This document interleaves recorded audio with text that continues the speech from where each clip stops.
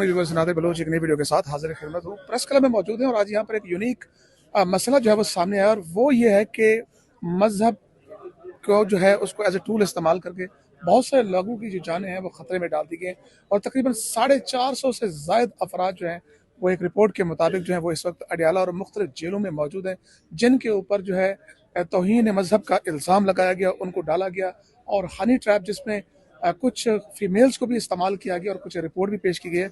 और आज हमारे साथ एडवोकेट मोहतरमा जो है ईमान मज़ारी साहबा मौजूद है, उनसे पूछते हैं कि ये क्या केस है, ये यूनिक केस सामने आया है और जिससे पता चलता है कि किस तरह नौजवान अफराद के जिनके बारे में बताया जा रहा है कि कोई हाफिज़ कुरान है और कुछ सादात हैं जो खुद मुसलमान हैं, उनके ऊपर भी इस तरह के मुकदमा डाले जा रहे हैं। और आप लोगों ने यहाँ पे ये भी बताया गया कि बिजनेस ग्रुप है, क्या डिटेल है इसकी? देखिए, तफसील ये है कि एक पाकिस्तान में लीगल कमीशन ऑन ब्लास्फेमी बनाया गया था।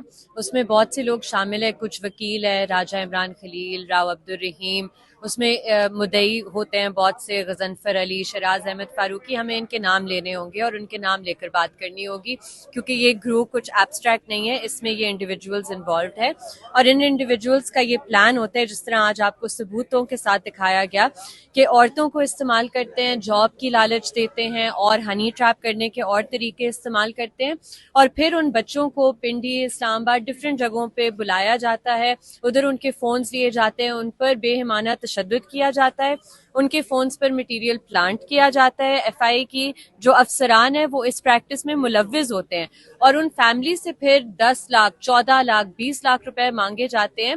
और जब आप देखते हैं ये सारी मिडिल क्लास फैमिलीज हैं, इनके पास इस तरह के पैसे नहीं है। जिन लोगों के पास पैसे थे उन्होंने पैसे देकर अपनी रिहाई इंश्योर करवाई है। अच्छा, ये भी हुआ है? बिल्कुल बिल्कुल, जिन लोगों ने एक्सटॉर्शन मनी दिया था उन पर एफआईआर्स नहीं दर्ज हुए थे और उन्हें छोड़ा गया था।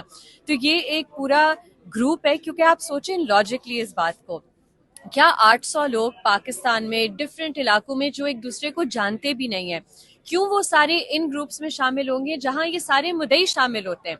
कभी एफआईए या अदालत ने इन मुद्दइयों से पूछा है कि आप कैसे इन सारे ग्रुप्स में 8 महीने, 6 महीने, 10 महीने होते हैं और फिर आप कहते हैं कि हम एफआईए के पास गए और हमने रिपोर्ट किया, आप उन ग्रुप्स में क्या कर रहे होते हैं? ये ऑब्वियसली सवाल रेज होता है कि ये ग्रुप्स कौन बना रहा है। और अभी क्योंकि हमने आपको सबूतों के साथ दिखाया, इंटरनेशनल नंबर्स, वर्चुअल जो नंबर्स इस्तेमाल करते हुए इस तरह के ग्रुप्स बनाकर इस तरह भी ट्रैप किया जाता है कि वो औरत खुद ब्लास्फेमस कंटेंट उस बच्चे के साथ शेयर करती है और वो कहता है, नाउजुबिल्लाह, आपने मुझे क्या भेज दिया? तो वो कहती है, मैंने तो आपको कुछ नहीं भेजा, मुझे दिखाएं। वो स्क्रीनशॉट लेकर वापस भेजता है और उसके बाद एफआईए या प्राइवेट सिटीजन, राव वगैरह उसके घर पे होते हैं उसे उठाने के लिए। तो ये एक बहुत सीरियस इशू है। 800 से ज्यादा बच्चे हैं पूरे मुल्क में जो कैद हैं इसी झूठे इल्जाम में। एनसीएचआर की रिपोर्ट के मुताबिक इस साल आई बिलीव जुलाई या मई 2024 में 700 से ज्यादा बच्चे थे और अभी रिसेंटली और भी एफआईआर्स दर्ज हुए हैं। मोस्टली मुसलमान है, ऑलमोस्ट ऑल मुसलमान है। अच्छा। कुछ जैसे आपने जिक्र किया, कुछ हाफिज कुरान है, कुछ केमिकल इंजीनियर्स हैं, मिडिल क्लास हार्ड वर्किंग जो हमारी यूथ है उन्हें इस तरह इंट्रैप किया जा रहा है। और आप देखें कि ये जो ग्रोह में शामिल है, राव अब्दुल रहीम, इमरान खलील, शराज अहमद फारूकी, इन लोगों की स्टैंडर्ड ऑफ लिविंग में कितना सिग्निफिकेंट इंप्रूवमेंट आया है ये देखने की जरूरत है।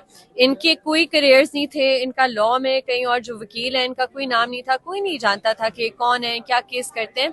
इन्होंने ब्लास्फेमी के इशू को पिक करके झूठे इल्जामात लगाकर अपने नए नए दफातर खोले हैं, 3-3 स्टोरी के, ऐसे ऐसी गाड़ियों में फिरते हैं, ऐसे इन्होंने पैसे कमाए हैं कि स्पेशल ब्रांच की रिपोर्ट भी कहती है कि इनके सोर्सेज ऑफ फंडिंग मशकूक है। हमें कोई आइडिया नहीं है, शायद इन्हें बैरूनी फंडिंग आ रही है या कहीं और से फंडिंग आ रही है। ये जो मोस्टली हमने नंबर देखे आज सेम है, एक ही सीरीज है और आखिर अपने 135 पता नहीं कुछ ऐसे नंबर शेयर हो रहे थे, तो यानी कि एक ही तरह के नंबर के राब्ते, तो ये चीजें मशकूक नहीं करती?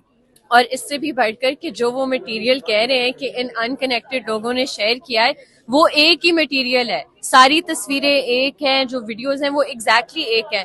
तो आप लॉजिकली इस बात को सोचें, क्यों अगर किसी ने नाउजुबिल्लाह ये काम करना भी होता, ब्लास्फेमी कमिट भी करनी होती, ये क्या कोइंसिडेंस है या क्या चांसेस हैं, इत्तेफाक है कि सारे एक ही कंटेंट पर ये कर रहे हैं? ये क्वेश्चन मार्क नहीं रेज होता किसी भी लॉजिकल रीजनेबल बंदे के दिमाग में? चलें, ये जो एक बात जहन में आ रही थी कि आप लोग कह रहे कि जजेस फैसला नहीं कर रहे, इवन के ये भी यहाँ तक सुना गया कि वकील को थ्रेट किया जाता है, जो वकील केसेस लेने के लिए तैयार नहीं है।